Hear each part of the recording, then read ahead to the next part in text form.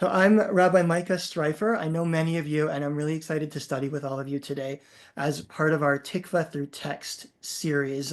This is, of course, a weekly class intended to help us find some hope, find some tikva in Jewish texts. And today I'm really excited to welcome an old friend of mine, classmate from Cincinnati days, Rabbi Ilana Baden, who is the rabbi of Temple Sinai in Las Vegas, Nevada.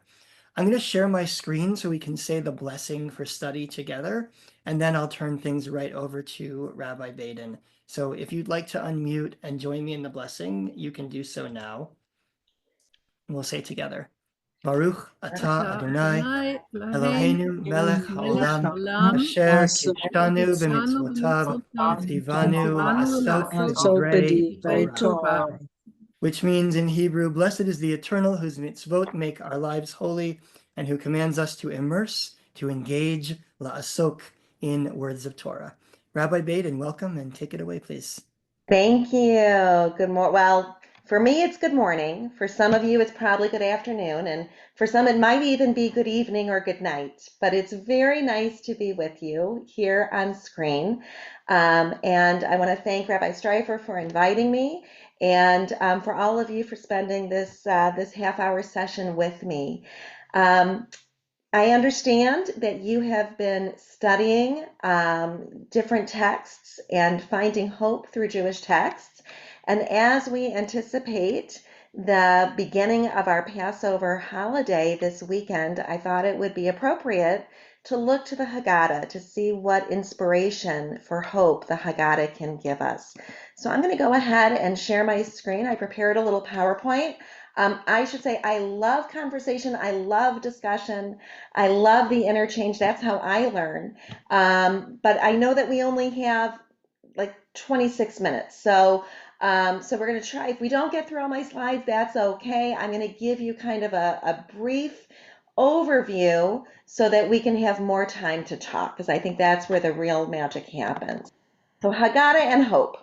Before we go into the Haggadah, I thought it would be helpful just to remind ourselves about some observations on what hope is and how we can have it. So I found this little passage from a 2023 article in Time Magazine, How to Be More Hopeful. Would anybody care to read this slide for us out loud?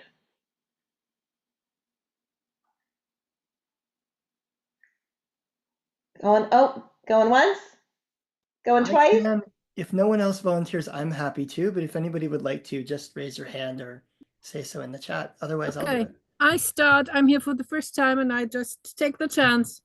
The antidote to any despair might be hope, experts say. It's one of the most powerful and essential human mindsets and possible to achieve even when it feels out of reach. Hope is a way of thinking, says John Hellman, a psychologist who's the founding director of the Hope Research Center at the University of Oklahoma. We know it can be taught. We know it can be nurtured. It's not something you either have or don't have. Many people, he notes, don't fully understand what hope is and what it isn't. Being hopeful doesn't mean engaging in wishful thinking or blind optimism. Rather, it's the belief or the expectation that the future can be better and that, more importantly, we have the capacity to pursue that future, Hellman says. The opposite of hope, therefore, is not pessimism, but rather apathy, with its loss of motivation. Oh, sorry, my picture, my screen has changed. So That's please, okay. someone continue.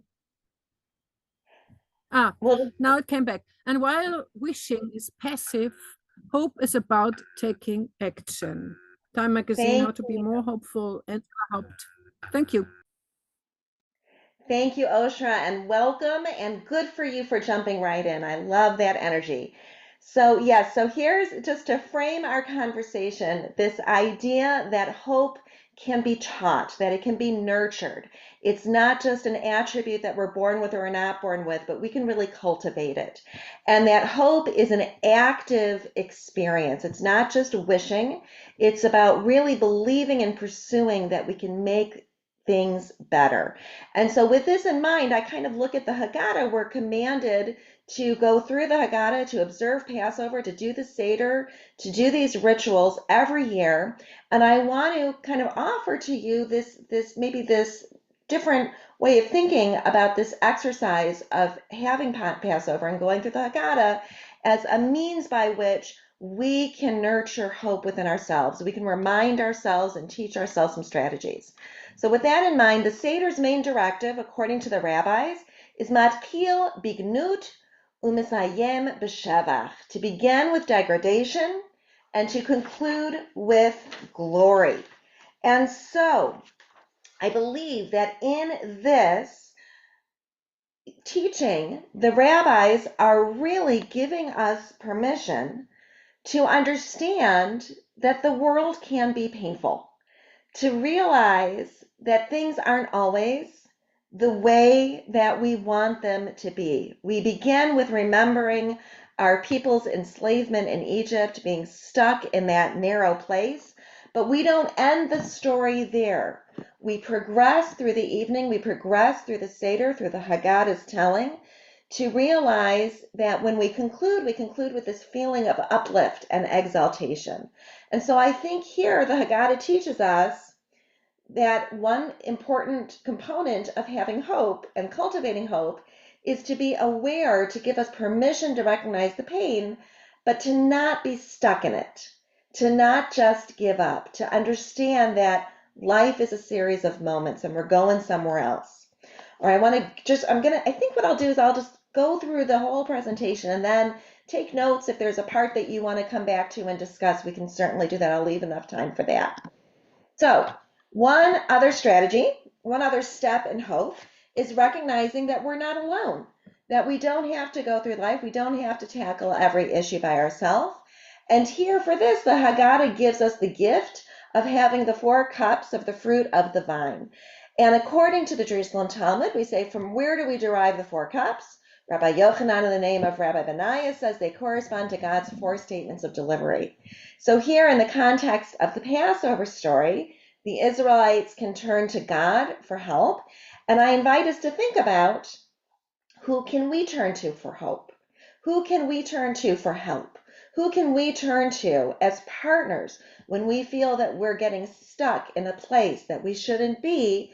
Who can we go to say, will you help us? Will you help me figure this out?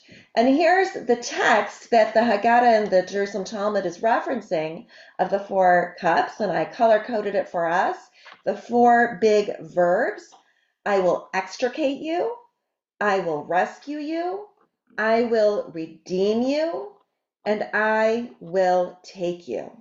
And so I want to plant a seed of a question, and if anybody wants to answer it when we're done with the presentation, you have time to think about it.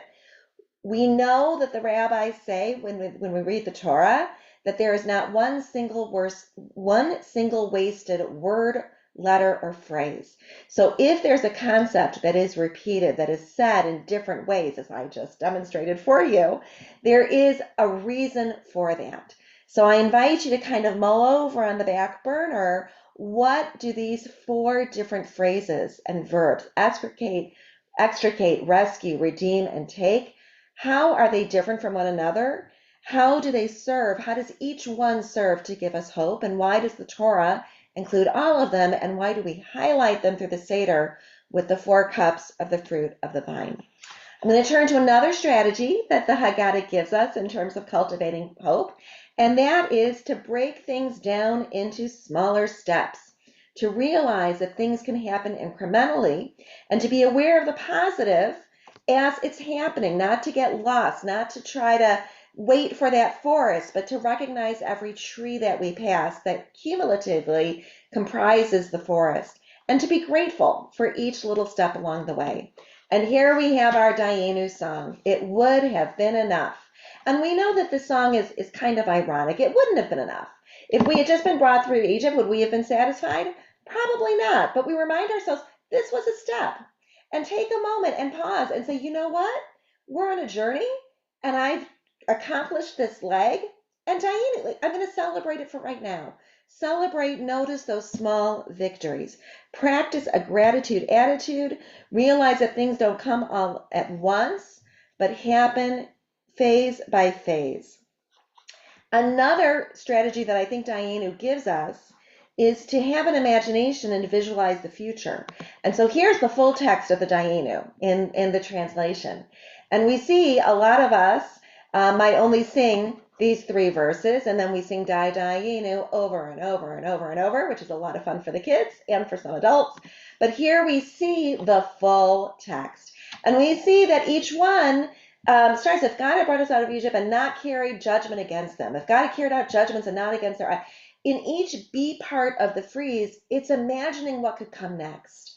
So when we have these small incremental changes or these steps towards a better future, we want to pause and say, Dayenu, thank you. We made it. This is great. We're going to celebrate it. But then to think about, and wow, if we can do this, what else can we do? And to set those goals as we go along. Okay, another strategy, the cup of Elijah. There are authorities who maintain we are obligated, that we are, oops, I'm cut off because I'm seeing all of your, oh, no, that we drink, that's a typo, not 4, but 5 cups. Oh my goodness, this is a bad typo phrase. Please forgive me. At the Seder. This is based on the fact that there are actually 5 expressions of redemption that are found in Scripture. As a sort of compromise between these 2 options, only 4 cups are drunk, but the 5th cup is filled. And this 5th cup is the Elijah's cup, corresponds to that 5th expression of redemption, and I shall bring you into the land. And how fitting it is for this to be known as the cup of Elijah. Okay, so here too we understand that there are some things, right, that are tachlis, that are tangible, that are doable, and 5th, that might be more aspirational. And certainly for the period where the Seder was composed by the rabbis and celebrated for most of Jewish history, this idea of bringing you into the land seemed like a far-off dream and aspiration, but we didn't want to lose sight of it. So that's the cup that we don't drink, but we save for Elijah. And why Elijah? Well, we are introduced to Elijah. We're reminded of who Elijah is in the book of Malachi. Lo, I will send the prophet of Elijah to you before the coming of the awesome, fearful day of the Lord. He shall reconcile parents with children and children with their parents. So Elijah is that harbinger of the ultimate redemption. Elijah is the messenger who will say all is good. And I love that in this biblical text, what really Elijah does is reconcile parents with children and children with their parents. And of course, it's traditional at the Passover Seder to come together as a family. And we know, especially right now in these days, there can be a lot of strife among families. There can be a lot of divisions for a lot of reasons. So this idea of reconciling with those closest to us might be one hopeful aspiration that is true redemption. Okay, I'm getting close to the end of my presentation, and then we'll discuss. Here's another little strategy for hope that the Haggadah gives us. Mishael and Noam Sion wrote in their book, A Night to Remember, we open the door twice on Seder night. Once at Halach Ma'anya, we opened the door to our past, slavery and poverty, and we invited the needy to join us. We remembered where we were. Now we open the door to the future, our tomorrow. So we invite Elijah, the prophet of hope and happy endings.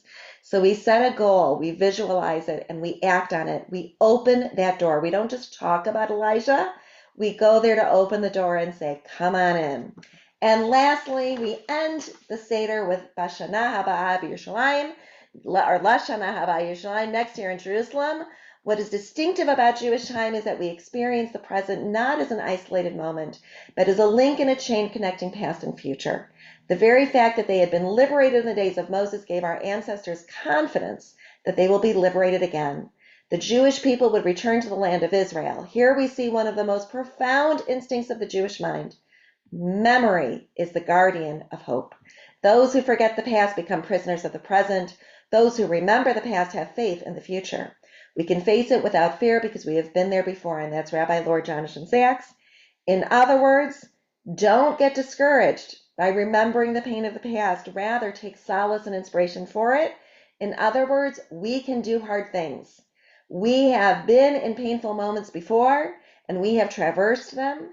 If we had the skills then to do it, if we had the faith, the hope, the resources, the tools, then we can draw upon that experience and apply it now and work to a hopeful future. That is my presentation. I'm going to stop the share so I can see your lovely faces. And Bob, you have your hand up. Well, thank you. And I want to relate to the 4 cups of wine as described there in that first slide from Exodus 6. And the 4th one, I forget the exact terminology, but the 4th one is clearly what happened at Mount Sinai. The 3rd one is the crossing of the Red Sea. And the first 2 are the important ones for us at this time in our current existence, perhaps more in the United States than elsewhere. And I think it has to do with organizing or formalizing the Israelites as a people who are going to be able to respond to the call expressed by Moses for Hashem to lead them, us, out of there. And it begins from a situation after hundreds of years of slavery and disorganization where there's hardly any connection amongst all of these people. And there's a great deal of effort required, actually, by Moses to get the Israelite people to follow his leadership and not to be aggravated by him because he made their work harder. And the hope for us now is to recognize that we can work together, that we can be organized in all different ways, such as the folks who went out to the streets last Saturday, and hopefully will increase in numbers and in effectiveness in the future. And that is the hope that is expressed in those first 2 cups of wine. All right, Bob, thank you for sharing your thoughts. You know what, Rabbi Streifer, I'm going to if it's okay, I'll let you call on people and moderate, if that's all right. Absolutely. Yeah, I see Aviva next. Go ahead, Aviva. And then I have a comment after that. At least in my world, there's 5 cups because there's Miriam's cup.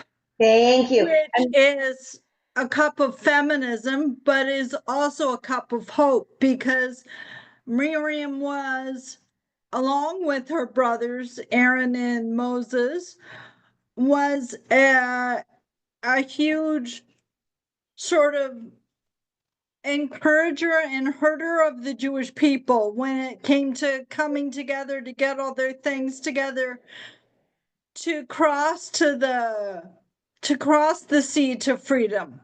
Thank you, Aviva. Yes, Miriam's cup, and thank you for bringing that into our conversation. I'm so glad that you did. Traditionally, we fill Miriam's cup not with the fruit of the vine, but with water, right? Because water is the life source. And the Midrash says, the rabbis point out that, you know, the Israelites often struggled for water, but there always seemed to be a source of water. But when Miriam died, it was harder to find that source, and the people became desperate.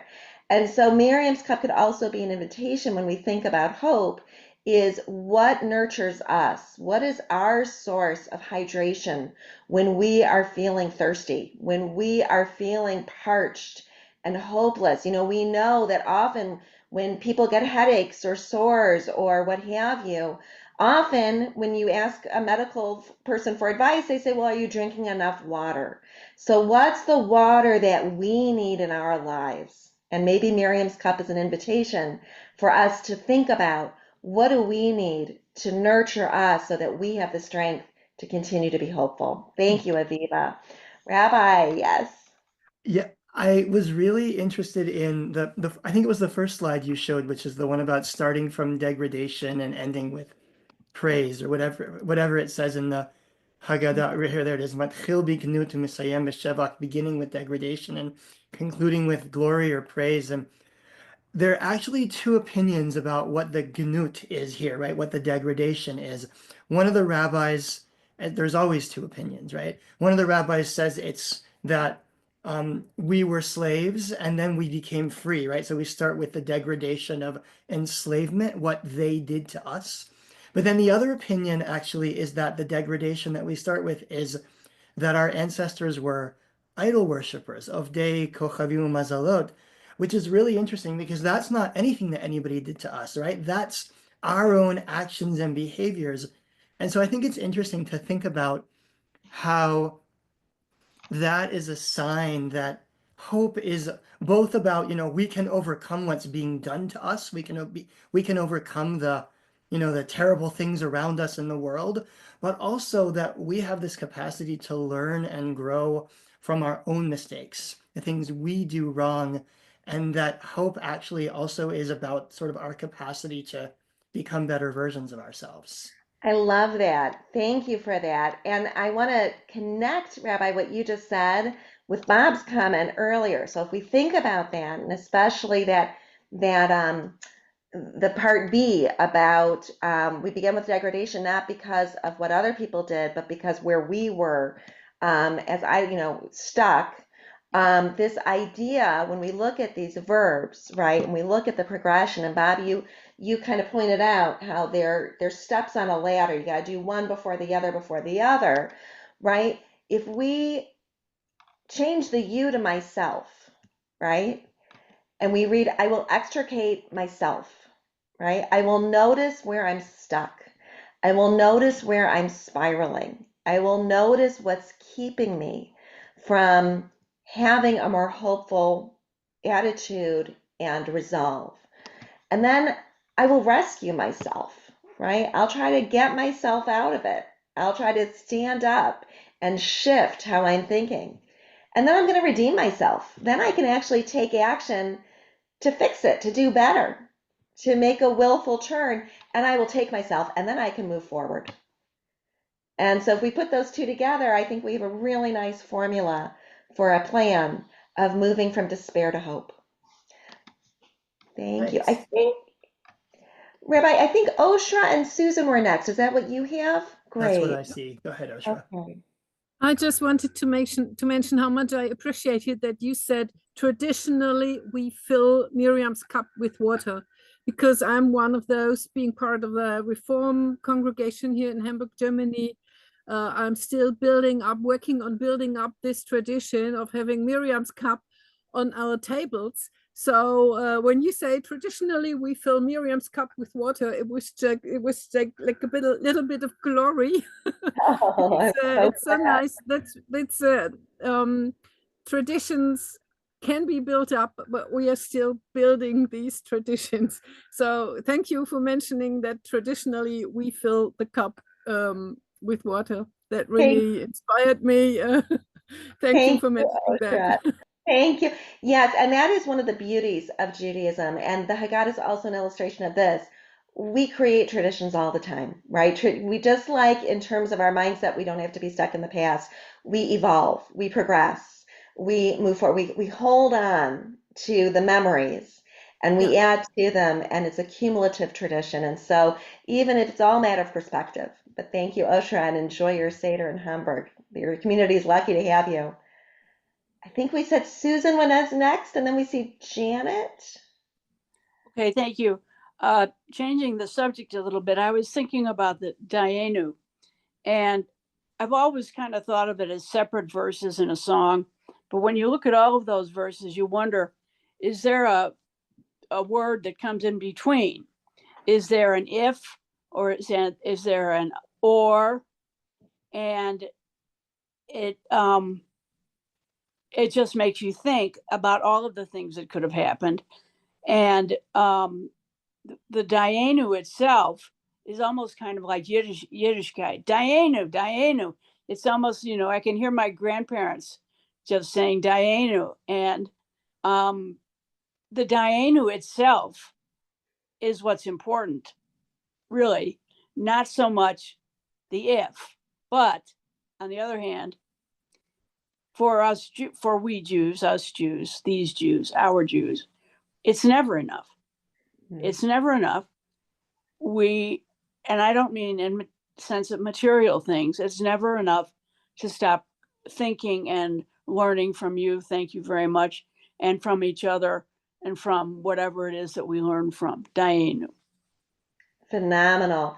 And I want to invite us to think, I have the slide up here. Traditionally, right, if God had brought us into the land of Israel and not built for us the temple, Dianu, what would we add to this? If God had built for us the holy temple, but not have inspired the rabbis to teach, right? What would we add to it? Where can we do? And the Dianu, it looks forward, but also looks backwards, right? So thank you, Susan. Janet? Okay, I'm adding Miriam's cup to my Seder this year. I bought a special cup and I was doing some reading on it because I wanted to know more. I mean, I've been at other people's Seders when they've done it, but I wanted to really know more about it since I'm doing this myself. And I read that people at the Seder each pour from their own cups of water into Miriam's cup so that the water in her cup is not just water, which is life sustaining, but collectively we are creating this life sustaining cup of water. Beautiful, Janet. Thank you so much. There is that tradition. It's in some communities where in some Seders, Miriam's cup is filled with water and sits on the table. In other communities, Miriam's cup is empty. And when we get to that part of the Seder, it goes around the table and everybody pours from their water glass. If we think about that latter tradition, right, of everybody pouring it in, I think there's a lot that we can learn for hope here too, right? First of all, that hope is contagious and that hope spreads, and that we need each other's hopeful energy to add to ours. And at the same time, sometimes the best way to get hope is to give hope. And so in moments where we feel that it's too much, just to take a little action, just to do something. And that by filling someone else's cup, our cups proverbially get filled as well. We renew our cup by filling others' cups. Beautiful. Thank you, Janet. Rabbi, I'll let you moderate. Oh, I see Aviva for, I think, what will be our last word. Oh, Aviva, you're on mute. My daughter's Hebrew name is Miriam. So since she's been born, I've really pushed for Miriam's cup to be added to our Seder. And this year I have Mani Shana and Dianu sung by the Maccabees, who to me add a nice modern twist to traditional melodies. And our synagogue, our Seder, second night Seder that our synagogue is doing is being attended by a lot of people who are converts. So it's their first time attending a Seder. So they haven't attended anything. This is all new to them. And the other thing is, when I was in university, we used to attend a Seder at a friend of mine's house. And going back to we go from strife and then we go to glory. We used to eat our Seder and we used to pack up the leftover food in plates. And in downtown Toronto, we used to deliver it to the homeless on the way back to residence. That's lovely. That is really lovely. That is literally filling somebody's cup. That is lovely. You know, it's interesting. I'm thinking maybe we'll conclude with this, that the rabbis say that in every generation, b'chol dor v'dor, we should each look at ourselves as if we experienced this story and we place ourselves in the context of the story. And I would say by doing so, we not only transform ourselves, but we also transform the story, because we each bring a fresh energy and a different perspective. And Aviva, what you're describing and what we talked about earlier, Oshra, about traditionally in the Miriam's Cup, where it's a pretty recent addition, but yet it's become tradition, this idea, and that can also give us hope to realize that we might inherit a situation, but rather than running away from it, if we place ourselves into the narrative and we take action with our genuine selves and we find partners and we fill each other's cups and we have faith and we look for resources and support, we can move that story in a new direction. Keni Hiratzon, may that be God's will. And I wish you all a wonderful, meaningful Passover holiday. Rabbi Streifer, thank you for the honor of being with this wonderful group. And thank you all for inspiring me and bringing new meaning Saturday night when we have our Seder. I'm going to be remembering this conversation, and it's going to touch me and inspire me profoundly. Thank you.